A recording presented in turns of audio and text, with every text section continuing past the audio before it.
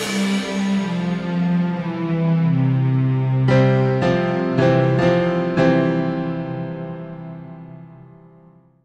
Mike Tolliver for ICOC Hot News.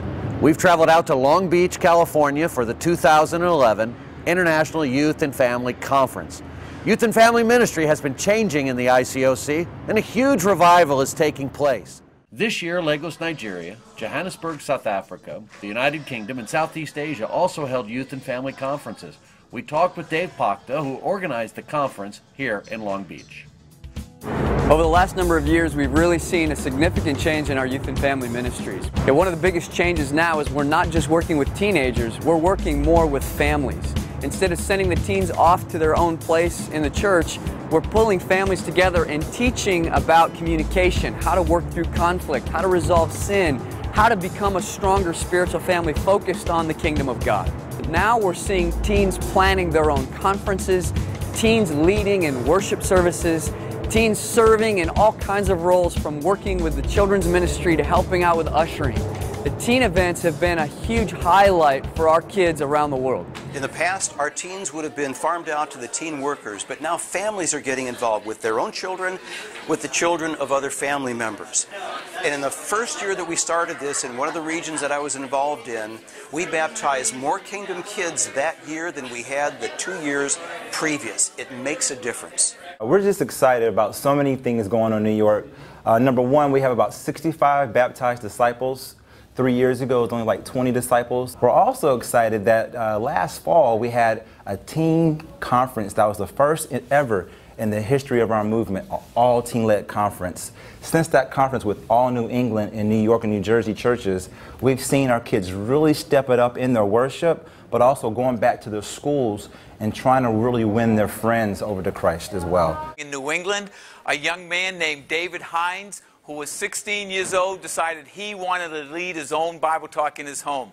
On a consistent basis, they had 20 teenagers out in his home as he led a Bible talk every week. So we went from 1 in all of New England. Now we have 5 evangelistic teen Bible talks. Our goal is by the end of the year is to have 10. In the past 3 years, we've had 50 teen baptisms.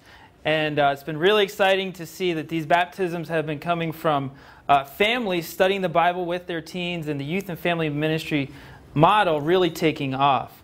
What's exciting about this is it's revived our campus ministries in San Diego. We've had many of our high school juniors and seniors graduate and then start campus ministries at the 3 big colleges in San Diego: USD, San Diego State, and UC San Diego. The thing that I love the most about youth and family ministry is the way that we all get to be connected. Like, our kids grew up together in the kingdom, and I've known Sarah since she was 11 years old. And then I got to study the Bible with Sarah when she was 14 years old. And then Sarah studied the Bible with my daughter when she was 14 years old. And then my husband and Stacy's husband studied the Bible with her son. So youth and family ministry really connects us all over, from our kids when they're young all the way till they grow up, and the people that help them become Christians. We've seen incredible results as we've focused on this over the last few years. One of the biggest things that's happened is seeing the next generation getting excited. We've had a lot of kids that have even grown up in our churches going into the full-time ministry, wanting to serve, taking the one-year challenge, going on the mission field to be evangelistic, help us build our campus ministries in places outside the United States and even inside the United States. We've seen Kingdom kids go on church plantings, wanting to make an impact. We've seen a lot of them coming into the ministry, and some of them going on to get great jobs, but being great contributors to our churches. It's encouraging to see what God is doing with our youth and family ministries around the world. Be praying for our teens and our families, and we'll see you back at the website. God bless.